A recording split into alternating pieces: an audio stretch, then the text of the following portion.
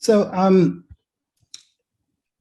to in in response to this question about the introduction and how we position ourselves in relation to Lacan himself, as Derek started saying, Lacan really does have an interest in relationship to race, but the book, though it's titled Lacan and Race, it really isn't so much about Lacan's personal relationship to race, though that is important.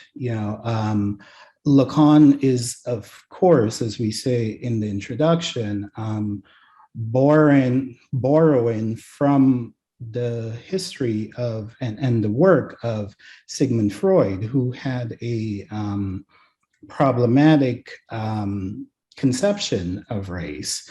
In Totem and Taboo, for example, Freud talks about savages and how they can become a means for understanding problems faced by neurotics who somehow have a sort of atavistic or regressive psyche that connects them back to these more savage states. And if you read Lacan himself, there are moments where Lacan seems to be resisting this kind of reading emanating from Freud's work. In Écrit, Lacan talks about the ways that Freud seems to be attached to a sort of a notion that develops really from the work of Darwin, a sort of evolutionary understanding of subjects. And Lacan calls it Darwinian buffoonery. That's a direct quote from Lacan. This is Darwinian buffoonery. But the interesting thing is that what Lacan is really resisting in Freud isn't the racism that says, certain cultures are more primitive than others. It's instead a developmental understanding of the human psyche. It's the sense that the psyche develops through various stages, whereas for Lacan, really it's lack that agitates all psychic development. So Lacan himself sort of starts this trend that I would argue is picked up by his students, where race seems unimportant. Derek mentions that Lacan had African patients. And in seminar, I believe it's seminar 17, Lacan talks about these patients, and he says that what he finds in them is absolutely no trace of their tribal heritage. And then he goes on to say that psychoanalysis cannot be used to do an ethnographic investigation. And he's saying this to a room of students who will become analysts in the future. And so fast forward a few seminars later, when we get to television, Lacan is being interviewed by Jacques-Hélène Miller, and Lacan himself brings up the concept of race, and then Miller says, why do you prophesize the rise of racism, and why the hell do you have to talk about it? And so there's this way in which I think Lacan himself sets a tone that suggests that race isn't important to understanding the psyche. But yet still, I think there are concepts that are central to Lacanian theory that can be repurposed for the study of race. Could I just intervene for a moment? Well, Sheldon, you did say something regarding what a really good aspect of Lacan of psychoanalysis is that it brings together, Lacan brings together the social and the psychic, yeah? Yes. Which is fantastic, but nonetheless, it does seem he missed that opportunity. Yeah, regarding race. And I think, just I'll put this to you, that's because he had his own kind of theoretical resistance to collapsing the socio-symbolic structure with the other, yeah? So with the symbolic itself.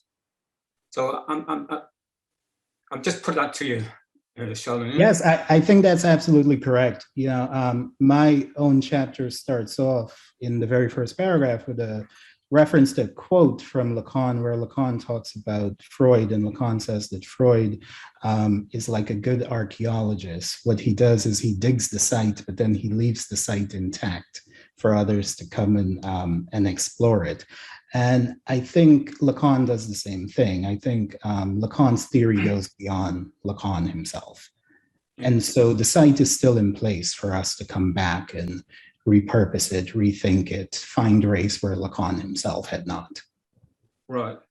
I think part of the resistance is because he definitely needs to keep the distinction between the fantasy as a construction of the subject and the social fantasy that's out there, yeah? That there's two separate structures there. So I would think that he would be afraid that we would collapse those two structures, and that something in psychoanalysis, in Freud's unconscious, we would possibly lose. I mean, it's an interesting interjection there, and thank you for sharing it, because at some level, I mean, one of the tensions that is given us in psychoanalysis as a discipline is how to, at the same time, clinically be attentive to the singularity of the speaking subject on the couch. And one way of dramatizing that point is to say that you could say there's a great many different ways of being individually racist. Yeah. So one, presumably is attentive to the almost infinite texture of an individual life through which certain ideas, racist ideation, for example, might come to the fore. So if that's true, it becomes quite difficult for psychoanalysis to try to be a kind of sociological theory of race and racism in one respect. Okay, so I hear your comments. I think it's really important. And maybe I think at some point this is even a comment that Michel Foucault makes, that psychoanalysis is a discipline which is always going to have this potential rift between the level of theorization on the one hand and the absolute singularity of a given person. Yeah. So just to honor that point that you're making, I suppose that we could say that maybe the role of Lacanian social theory is to think about such concepts as racism as the theft of enjoyment. And there, maybe psychoanalysis is starting to take some risks, because psychoanalysis is not sociological theory, although I think it can usefully inform sociological theory. And Sheldon was just referring to the relationship to anthropology as well. And I think, if I remember correctly, the section that he's referring to, Lacan says something like psychoanalysis is not anthropology, but then he also sneakily adds, well, you can't really do anthropology without knowing something about psychoanalysis. So then one further comment on that. I think that within the remit of Lacanian social theory, which is what Sheldon and I are constantly referring to, the precise kind of work is to see what concepts we can get and how might those concepts fit a precise domain of application. And I think Sheldon's work does this really well, often with reference to literary texts. There's some very precise and careful, historically located work that has to be done. I think in many respects, each of the chapters tries to do that. But I'm also going to raise a little flag and say, even if Lacanian social theory may sometimes make a problematic move, and I'm thinking here about racism as the theft of enjoyment, which is a theory which I think is unbelievably rich and unbelievably helpful in opening up certain facets of racism. The idea for me is that it cannot be a total explanation. Obviously not, because it needs to be located almost as a kind of hypothetical suggestion, a question that then could be taken to a given social historical location and say, does this theory illuminate something of what is happening here?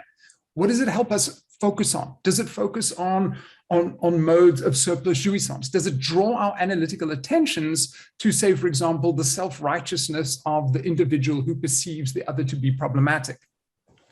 So just to say, I do hear that question, but I also think that even when psychoanalysis is utilized at the level of what I'm calling Lacanian social theory, in other words, supplying us with certain concepts that we then need to do the detailed, careful work of applying, I think it is useful. But of course, forever, the point is not that psychoanalysis is not a Weltanschauung, okay? I mean, you always got to, and I think any clinician would say this is obviously the case.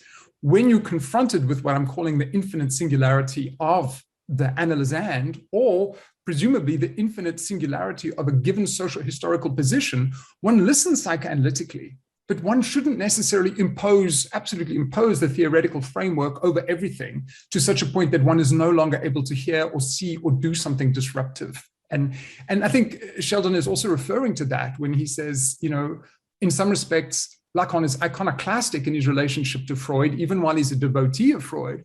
And indeed, he's iconoclastic in his relationship to earlier Lacan, which means, again, that one is constantly trying to listen to what might be a limitation and how the I suppose, empirical material that emerges from the clinic or from the socio-historical context that one is investigating might have a pushback effect on the theory as well.